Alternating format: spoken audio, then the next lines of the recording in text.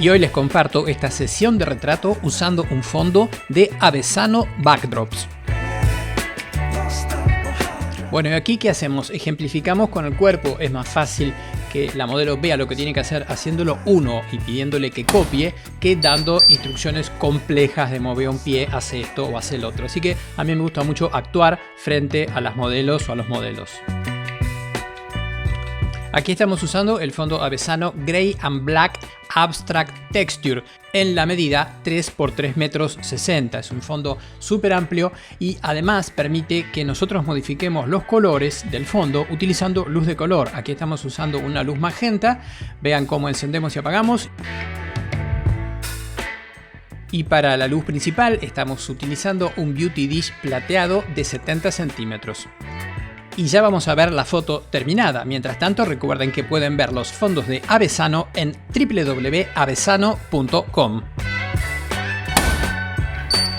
Y esta es la foto final.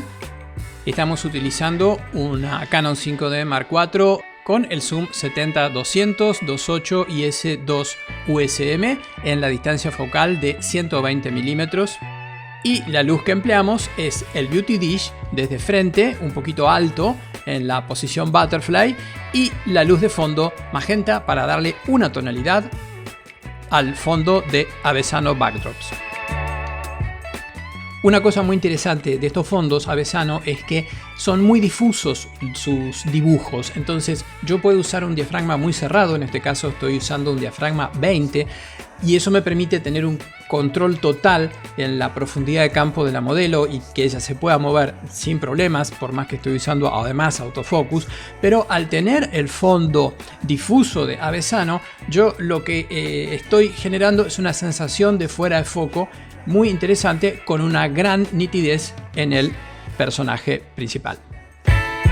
Bueno, y vamos a hablar un poquito de la postproducción. Por supuesto, utilizamos Adobe Lightroom y aquí ustedes pueden ver todas las máscaras que estamos empleando. Estamos empleando tanto máscaras de inteligencia artificial como máscaras tradicionales radiales. Este es el primer control que nosotros hacemos de la imagen. Y bueno, luego pasamos a Photoshop, donde podemos hacer retoques más puntuales de la figura, eliminar algunas imperfecciones del vestido, corregir algunos pequeños detalles de pelos, de cabellos que se escapan y darle el acabado final a la fotografía. Trabajar un poquito con pintura en algunas zonas de la piel y lograr el resultado que queremos.